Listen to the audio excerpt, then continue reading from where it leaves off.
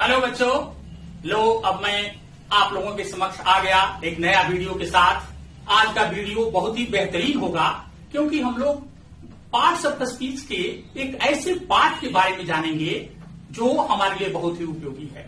आप लोग की उत्सुकता बढ़ती जा रही होगी कि सर आज क्या बताने जा रहे हैं, तो मैं आप लोगों की उत्सुकता को समाप्त करने जा रहा हूं। मैं आज आप लोगों के समक्ष प्रोनाउन के बारे में बताऊंगा। प्रोनाउन, जैसा कि आप लोग जानते ही हैं कि प्रोनाउन पार्ट्स ऑफ स्पीच का सबसे इंपॉर्टेंट पार्ट है।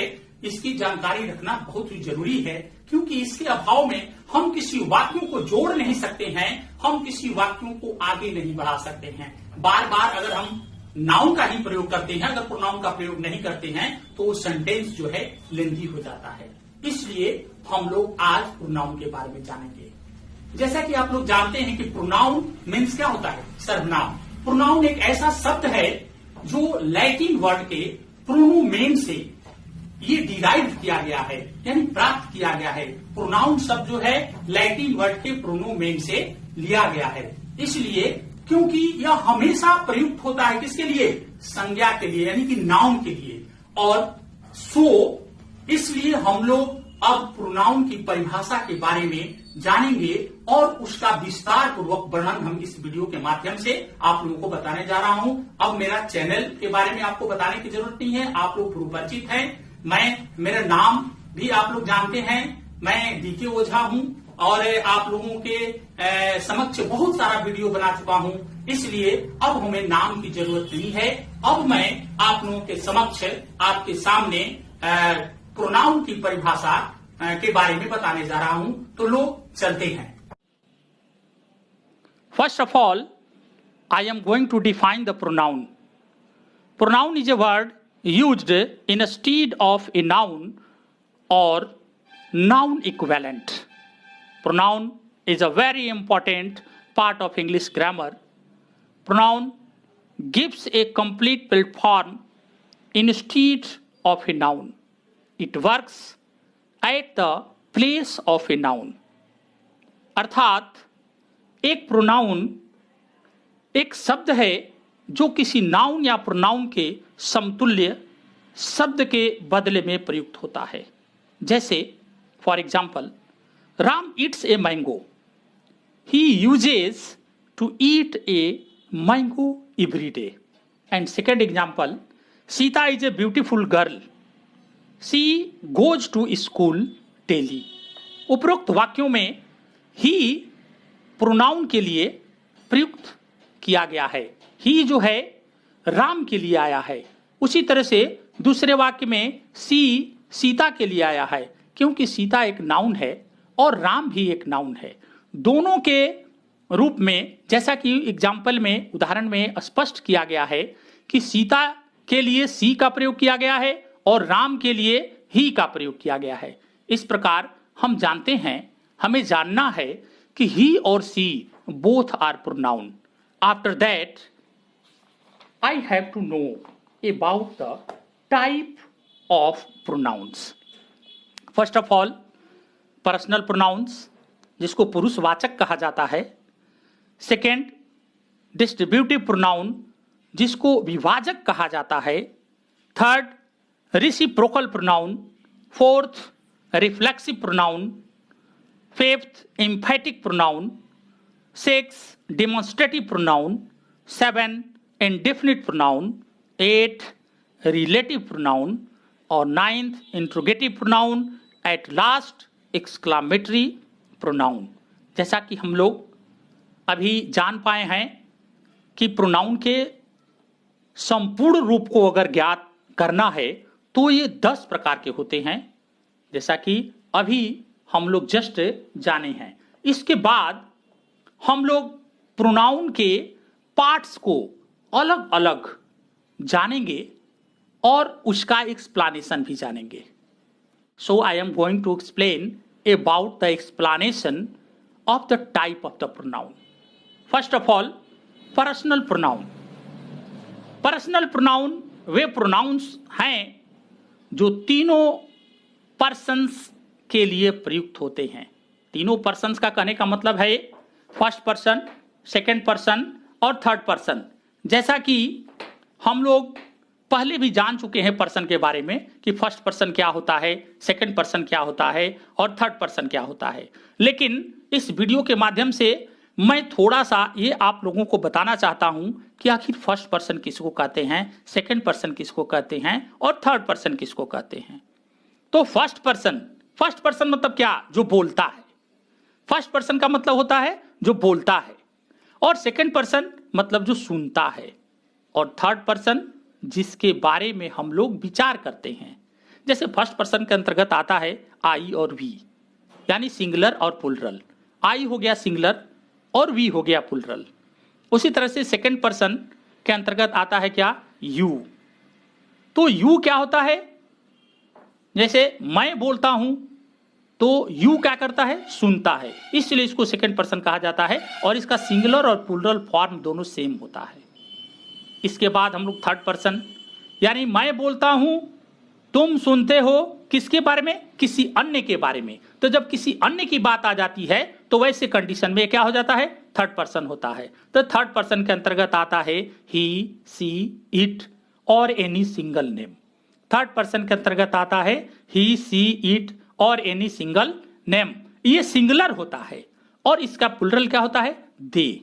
इसका प्लूरल क्या होता है? ही, सी, इट और एनी सिंगल नेम का प्लूरल क्या होता है? दे। इस प्रकार से हम लोग को जानना है कि पर्सनल प्रोनाउन क्या होता है? तीनों पर्सन के लिए प्रयुक्त होता है। पर्सनल प्रोनाउन की सबसे बड़ी विशेषता है कि यह तीनों पर्सन के लिए एक साथ प्रयुक्त किया जाता है। For example, I am going to say some example in front of you. After that it will be clarify what is personal pronoun. Let's start. First of all, I am going to give the example of first person. जैसा कि मैंने पहले बता चुका है कि first person के अंतर्गत आई और वी आता है, इसलिए हम यहां पर इसके पूरे फॉर्म को, जैसे नॉमिनेटिव केस हो गया, ऑब्जेक्टिव केस हो गया, पॉजेसिव केस हो गया, इसके अंतर्गत कौन कौन से प्रोनाउन आते हैं, इसका एग्जाम्पल मैं आप लोगों के समक्ष प्रस्तुत करता हूं। जैसे I am an actor. I am an actor, यहां पर आई क्या है? फर्स्ट पर्सन है, फर्स्ट पर्सन सिंगुलर नंबर है। और second example, we have a fault. यहां पर वी क्या है? ये आपका फर्स्ट पर्सन ही है लेकिन प्लूरल नंबर में है। फर्स्ट पर्सन ही है लेकिन प्लूरल नंबर में है। इसके बाद सेकंड के बाद third example, he helps me. अब यहां देखिए, ही जो है प्रोनाउन है लेकिन मी भी प्रोनाउन है। मी क्या है? ऑब्जेक्टिव केस में है। कौन से केस में है? ऑब्जेक्टिव केस में। जैसा कि हम लोग पिछले वीडियो में केस के बारे में भी पढ़े हैं, और उसमें केस का विस्तृत जानकारी आप लोगों को प्राप्त होगा। आपको अगर केस के बारे में जानना है तो आप मेरी वीडियो को देख लेंगे जिसमें मैंने केस पढ़ाए हुए हैं। तो इस प्रकार से मी जो है आपका ऑब्जेक्टिव केस हो गया, और उसके बाद ये जो माइन है ये पॉजेसिव केस है, लेकिन यह क्या करता है? Acting as a pronoun. आपका एग्जाम्पल से स्पष्ट हो जाएगा। दिस हाउस इज माइन, यहां पर माइन दिया हुआ है, दिस हाउस इज माइन। यह जो माइन है पॉजेसिव केस है लेकिन एक्टिंग एज ए प्रोनाउन। इस प्रकार से इसके बाद सेकंड पर्सन के बारे में हम लोग जानेंगे। जैसा कि मैं सेकंड पर्सन के बारे में बता चुका हूं, लेकिन एग्जाम्पल से हम लोग इसको स्पष्ट करते हैं। You are lucky, you are lucky. तो यहां पर यू क्या है? यू जो है प्रोनाउन है और यह सेकंड पर्सन का प्रोनाउन है। और सी हेट्स यू, यहां भी यू प्रोनाउन है लेकिन यह क्या करता है? पॉजेसिव केस के रूप में व्यक्त किया जाता है। इस प्रकार से हम कह सकते हैं कि दाऊ, दाई, दाइन, दीज, ये का प्रयोग जो है प्रोज यानी गद्य के रूप में किया जाता है। जैसा कि आप लोग जानते हैं, प्रोज और poetry is also a part of literature, and in the literature grammar is also use. इस प्रकार से हम कह सकते हैं कि दाऊ, दाई, दाइन, देयस, ये, इनका प्रयोग जो है प्रोज को लिखते समय या पढ़ते समय हम लोग प्रयोग करते हैं, और ये प्रोनाउन के रूप में ही यूज होते हैं। ठीक है। अब इसका प्रयोग सामान्यतः नहीं होता है, लेकिन जब भी हम लिटरेरी टर्म का प्रयोग करते हैं, लिखते हैं, तो इन शब्दों का प्रयोग हम करते हैं। ठीक है, अब जनरली इन शब्दों का प्रयोग पोएट्री के लिए किया जाता है या प्रोज के लिए नहीं किया जाता है। इसके बाद हम लोग थर्ड पर्सन के बारे में जानेंगे, इसके एग्जाम्पल के बारे में जानेंगे। He has bot A scooter. यहां पर ही जो है प्रोनाउन का काम करता है और ये ही जो है थर्ड पर्सन होता है। इसके बाद जो है सेकंड एग्जाम्पल में दिस कार इज हिज। अब यहां हिज देखिए, ही के लिए हिज आया है और हिज जो है पॉजेसिव केस में है। इसी प्रकार third example she lives here. यहां भी सी जो है थर्ड पर्सन है, सिंगुलर नंबर है और यहां प्रोनाउन के रूप में प्रयुक्त किया गया है। इसके बाद हम लास्ट एग्जाम्पल देते हैं इसका, they work in the shop. They work in this shop. यहां पर दे क्या है, यह भी प्रोनाउन है, लेकिन ये थर्ड पर्सन का प्रोनाउन है, प्लूरल नंबर है। ये थर्ड पर्सन प्लूरल नंबर का प्रोनाउन है और यहां पर दे का प्रयोग एज ए प्रोनाउन किया गया है। इसके बाद हम लोग डिस्ट्रीब्यूटिव प्रोनाउन के बारे में जानेंगे। इसके बाद हम डिस्ट्रीब्यूटिव प्रोनाउन के बारे में जानेंगे, आखिर डिस्ट्रीब्यूटिव प्रोनाउन होता क्या है। देखिए, डिस्ट्रीब्यूटिव प्रोनाउन एक ऐसा प्रोनाउन है जिसका प्रयोग जो है हम क्या करते हैं, डिस्ट्रीब्यूशन के लिए करते हैं, है ना, जिसके अंतर्गत ईच, आइदर, नाइदर आते हैं। ये ऐसे प्रोनाउन हैं जो वस्तुओं का वर्गीकरण वस्तुओं या व्यक्तियों में से एक समय में एक का बोध कराते हैं, अतः ये हमेशा सिंगुलर हुआ करते हैं। इसका प्रयोग कभी भी प्लूरल रूप में नहीं होता है, जब भी होता है तो सिंगुलर के जैसा होता है। जैसे ईच, ईच मीन्स क्या होता है, प्रत्येक। प्रत्येक मतलब प्रति एक एक। ईच का मतलब होता है प्रत्येक, यानी प्रति एक एक। एग्जाम्पल के माध्यम से हम लोग इसके बारे में जानेंगे। Each of the two boys came late. अब देखिए, each of the two boys यानी दो लड़कों में से एक, दो लड़कों में से एक क्या आया, लेट आया। लेट मतलब क्या हुआ, विलंब से आना। इसके बाद दूसरा एग्जाम्पल से हम लोग स्पष्ट करेंगे इसको। Each of the three boys went there, यानी तीन बच्चों में से एक कहां गया, वहां गया। इसके बाद हम लोग आइदर के बारे में जानेंगे। आइदर का प्रयोग एक या दूसरे या दो में से कोई एक के अर्थ में होता है। आइदर का प्रयोग कैसे होता है, आइदर का प्रयोग एक या दूसरा या दो में से कोई एक के अर्थ में होता है। जैसे either of these two persons is guilty. Either of these two persons is guilty. अब देखिए, आइदर ऑफ दीज टू यानी दोनों में से, दो में से कोई एक क्या है, गिल्टी है। गिल्टी मीन्स क्या होता है, दोषी। ठीक है। In second example, there are two pens here. There are two pens here, you can take either. यहां पर दो पेन है, लेकिन दोनों में से कोई एक आप ले सकते हैं। दोनों में से क्या कर सकते हैं, कोई एक ले सकते हैं।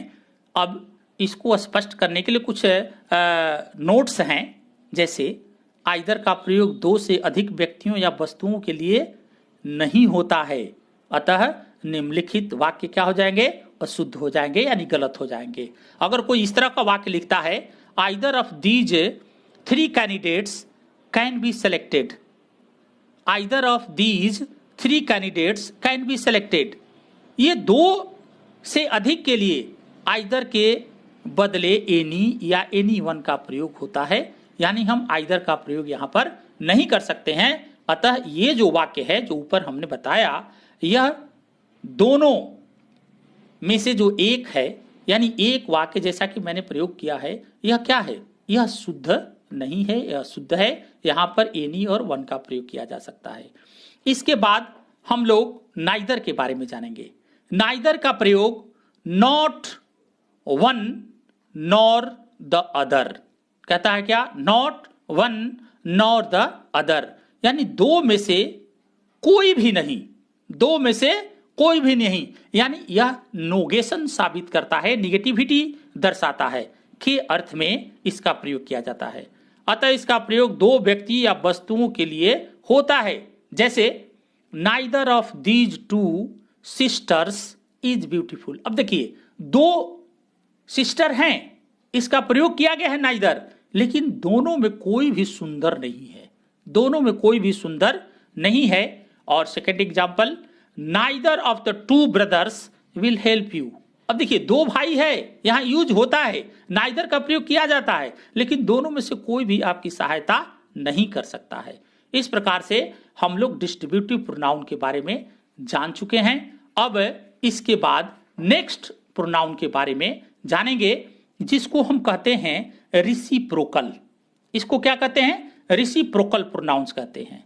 अब इसमें क्या होता है कि रेसिप्रोकल प्रोनाउन जो है ईच अदर तथा वन एनदर के रूप में प्रयोग किया जाता है, या इनको हम यानी ईच अदर और वन एनदर को रेसिप्रोकल प्रोनाउन कहा जाता है, क्योंकि ये पारस्परिक संबंध, ये क्या करते हैं? पारस्परिक संबंध यानी रेसिप्रोकल रिलेशनशिप बताते हैं। इसके प्रयोग के संबंध में कुछ कहा गया है, कुछ मतभेद भी है, जिसके बारे में हम लोग चर्चा करेंगे। क्या करते हैं? जैसे each other is used when to persons और थिंग्स आर कंसर्न्ड, यानी ईच और अदर का प्रयोग, ईच अदर का प्रयोग हम तब करते हैं जबकि दो पर्सन क्या होते हैं? कंसर्न्ड होते हैं। इसको हम कंसर्न्ड कहा जा सकता है, जो संबंधित होते हैं, एक दूसरे से संबंधित होते हैं। अर्थात नेस्फील्ड के अनुसार ईच अदर का प्रयोग दो व्यक्तियों या वस्तुओं के लिए होता है, तथा वन एनदर का प्रयोग दो से अधिक व्यक्तियों या वस्तुओं के लिए होता है। क्या होता है? वन एनदर का प्रयोग दो से अधिक व्यक्तियों या वस्तुओं के लिए होता है, और ईच अदर का प्रयोग दो व्यक्तियों या वस्तुओं के लिए किया जाता है। इस प्रकार से हम लोग रेसिप्रोकल प्रोनाउन को जान चुके हैं। और इसके बाद हम लोग अगले प्रोनाउन, जिसको हम लोग रिफ्लेक्सिव प्रोनाउन कहते हैं। क्या कहते हैं उसको? Reflexive pronoun. तो थोड़ी सी जानकारी हम लोग रिफ्लेक्सिव प्रोनाउन के बारे में भी जानेंगे, क्योंकि रिफ्लेक्सिव प्रोनाउन वे प्रोनाउन होते हैं जिनके अंत में सेल्फ लगा रहता है। सेल्फ, SELF, जिसका प्लूरल फॉर्म अगर लिखते हैं तो क्या हो जाता है? सेल्फ्स हो जाता है, SELVES। यानी रेसिप्रोकल प्रोनाउन, जिसको हम लोग जानते हैं, अभी पहले पढ़ चुके हैं।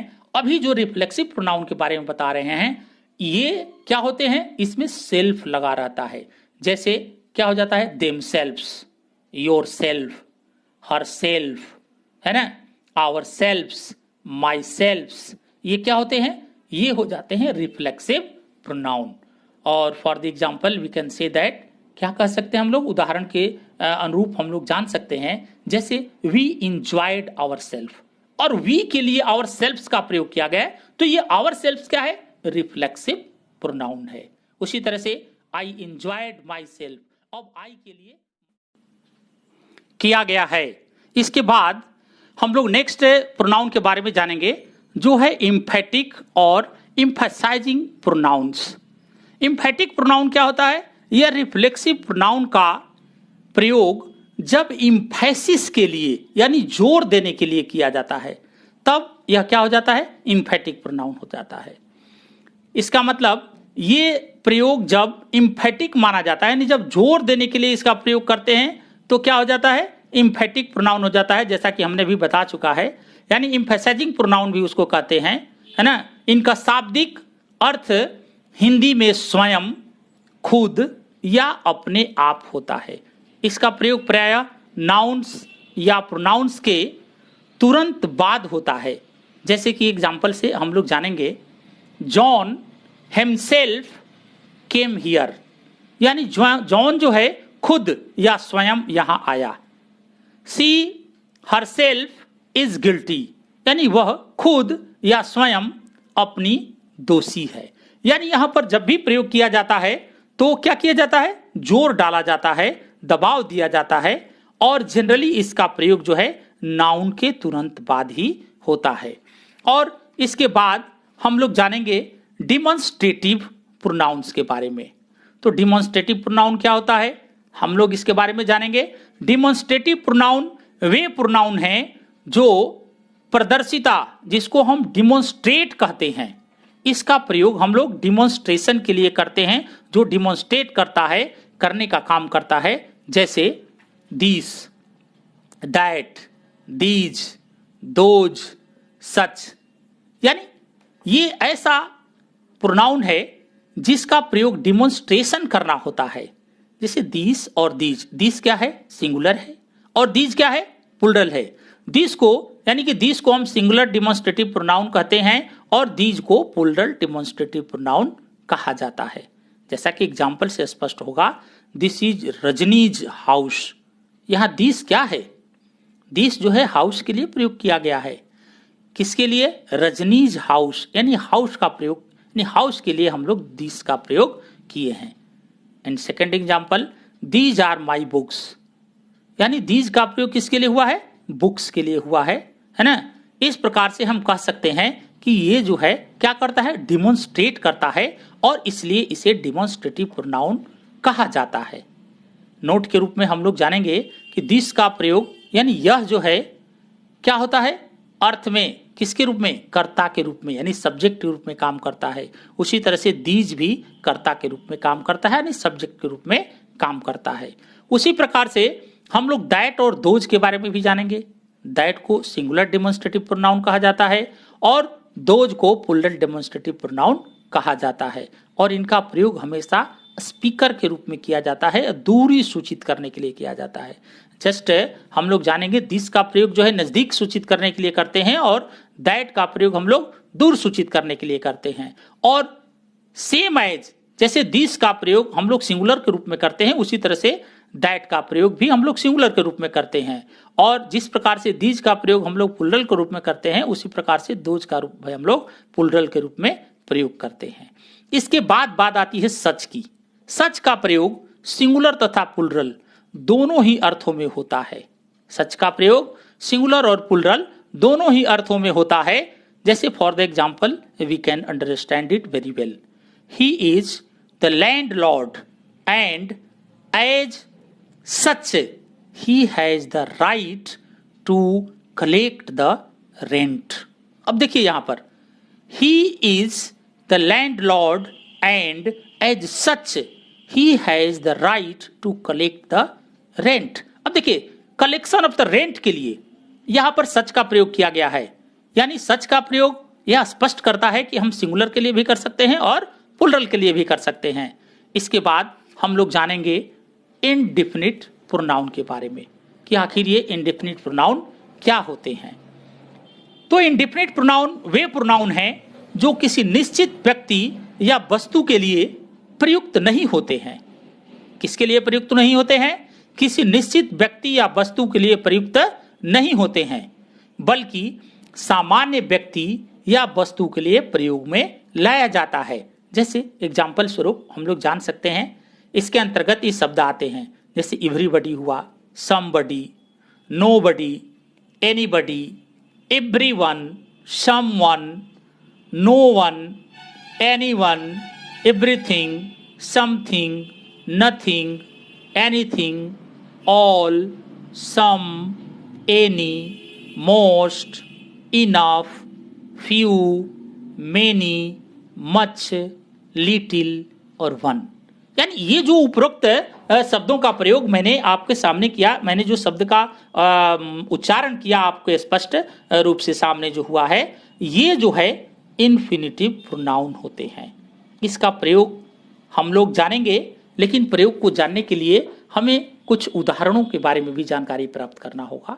जैसे everybody wants to succeed in life. Everybody wants to succeed in life. ये जो इसमें एवरीबडी है, देखिए यहाँ एवरीबडी, इसके बाद जो है वर्ब लगा हुआ है, और ये वर्ब क्या है? वांट्स है। यानी वांट्स क्या है? इन सिंगुलर नंबर। ये सिंगुलर नंबर के रूप में प्रयुक्त होता है। यानी जितने ये शब्द हैं ये जनरली जो है सिंगुलर नंबर के रूप में प्रयुक्त होते हैं, और ये इंडेफिनिट प्रोनाउंस कहलाते हैं। और इसके बाद हम लोग अगले प्रोनाउन के बारे में जानेंगे, जिसको हम लोग रिलेटिव प्रोनाउन कहते हैं। रिलेटिव प्रोनाउन क्या होते हैं? तो रिलेटिव प्रोनाउन वे प्रोनाउन होते हैं जो अपने पहले प्रयुक्त नाउन या नाउन इक्विवेलेंट को रिलेट करते हैं। क्या करते हैं वे? अपने पहले प्रयुक्त नाउन या नाउन इक्विवेलेंट को रिलेट करते हैं तथा दो वाक्यों को जोड़ने का काम करते हैं। ये क्या करते हैं? दो वाक्यों को जोड़ने का काम करते हैं। अतः ये कंजक्टिव प्रोनाउन भी कहलाते हैं। इनको हम कंजक्टिव प्रोनाउन भी कहते हैं। और इसके अंतर्गत who, which, that, as, but तथा व्हाट का प्रयोग किया जाता है। जैसा कि उदाहरण से स्पष्ट हो जाएगा, he is Mohan who is my friend. अब यह क्या कहता है? He is Mohan who is my friend. देखिए, ही इज मोहन और हु इज माई फ्रेंड, इसमें हु जो है मोहन को क्या करता है? रिलेट करता है। मोहन को क्या करता है? या रिलेट करता है। इसके बाद सेकंड एग्जांपल में, she has bot A flight which is beautiful. अब देखिए, यह फ्लाइट को रिलेट करता है। क्या कहता है? फ्लाइट को यह रिलेट करता है विच, इसलिए इसको हम लोग रिलेटिव प्रोनाउन के रूप में जानते हैं और ये रिलेटिव प्रोनाउन कहलाते हैं। और इसके बाद जो हम लोग प्रोनाउन के बारे में जानेंगे, वो प्रोनाउन जो है मैं बताने जा रहा हूं और उस प्रोनाउन के बारे में थोड़ी सी जानकारी हम लोग प्राप्त करेंगे। इसके बाद कौन सा प्रोनाउन है? देखिए, तुरंत हम इसके बारे में बताने जा रहे हैं। और ये जो प्रोनाउन है वो रिलेटिव से बिल्कुल भिन्न है। रिलेटिव से उसका कोई खास मतलब नहीं रहता है। इसके बाद हम लोग के पास दो प्रोनाउन के बारे में जानकारी प्राप्त करना है। First of all interrogative pronoun. देखिए, इसके बाद क्या आता है? इंट्रोगेटिव प्रोनाउन आता है। तो जैसा कि हम लोग जानते हैं कि इंट्रोगेटिव प्रोनाउन क्या होता है। इंट्रोगेटिव प्रोनाउंस वे प्रोनाउंस होते हैं जो प्रश्न पूछने के लिए प्रयुक्त होते हैं। प्रश्न पूछने मतलब asking question from the others. इसके अंतर्गत आता है हु, होम, हुज, व्हिच तथा व्हाट। अब देखिए, हु मीन्स कौन होता है। देखिए, रिलेटिव प्रोनाउन के अंतर्गत भी आता है। इसके बाद होम माने किसे, हुज माने किसका या किसका। इसका प्रयोग जब आता है हम लोग वाक्य में करते हैं, तब हम इसको इंट्रोगेटिव प्रोनाउन के रूप में जानते हैं। For the example, who is crying there. देखिए, हु इज क्राइंग देयर। अब यह क्या है? हु का प्रयोग उस व्यक्ति के लिए किया गया है जो रो रहा है। तो ऐसे कंडीशन में हु को हम लोग इंट्रोगेटिव प्रोनाउन के रूप में जानते हैं। उसी तरह से अगला एग्जांपल है, होम हैव यू इनवाइटेड, यानी किसे आपने आमंत्रित किया। तो किसे आमंत्रित किया, तो यहां पर होम क्या है? यह इंट्रोगेटिव प्रोनाउन है। और इसके बाद लास्ट हम लोग एक्सक्लामेटरी प्रोनाउन के बारे में जानेंगे। और एक्सक्लामेटरी प्रोनाउन क्या होता है? जब इंट्रोगेटिव वर्ड व्हाट का प्रयोग सरप्राइज यानी आश्चर्य के लिए व्यक्त यानी आश्चर्य व्यक्त करने के लिए होता है, तो वह एक्सक्लामेटरी प्रोनाउन कहलाता है। यानी जब व्हाट का प्रयोग सरप्राइज के लिए होता है, आश्चर्य के लिए होता है, तो वैसे कंडीशन में वो जो प्रोनाउन है वह एक्सक्लामेटरी प्रोनाउन कहलाता है। For example, we can say that his discussion was wrong. His discussion was wrong, यानी हिज यहां पर क्या है? प्रोनाउन है। यह डिस्कशन के लिए यूज किया जाता है। लेकिन यहां पर क्या कहता है कि उसको हम एक्सक्लामेटरी प्रोनाउन कहते हैं जिसका प्रयोग यानी व्हाट का प्रयोग जब सरप्राइज के रूप में होता है। For example, what Mohan has gone mad. इसमें क्या आश्चर्य का भाव व्यक्त होता है। कहता है मोहन तो पागल हो चुका है। ऐसे कंडीशन में हम इसको एक्सक्लामेटरी प्रोनाउन के रूप में जानते हैं। अब इसके बाद मैं आप लोगों से यह कहना चाहूँगा कि अगर माय टीचिंग ऑफ व्यू अच्छा लगे तो आप लोग मेरे चैनल को सब्सक्राइब कर देंगे और नेक्स्ट फर्दर जानकारी प्राप्त करने के लिए, कुछ और वीडियो को जानकारी करने के लिए शेयर भी करेंगे, है ना, और लाइक भी कर देंगे। ठीक है। लो बच्चों, अब हमारी वीडियो समाप्त हो चुकी है। अब मैं चाहूंगा अगर मेरा पढ़ाने का तरीका ढंग अगर सही लगता है, अच्छा लगता है, तो आप मेरे चैनल को सब्सक्राइब कर देंगे और शेयर भी कर देंगे, लाइक भी कर देंगे, जिससे कि आगे के वीडियो के बारे में आप लोग जान पाएंगे। नोटिफिकेशन आप लोगों को डायरेक्ट जो है मिल पाएगा और अपने दोस्तों में शेयर कर देंगे, क्योंकि जो भी मैं पढ़ा रहा हूं, जो हमारी टीचिंग व्यू ऑफ टीचिंग है, जो अंडरस्टैंडिंग है, अगर आपको समझ में आए तो मेरे चैनल को जरूर से जरूर सब्सक्राइब कर दीजिएगा। Thank you very much.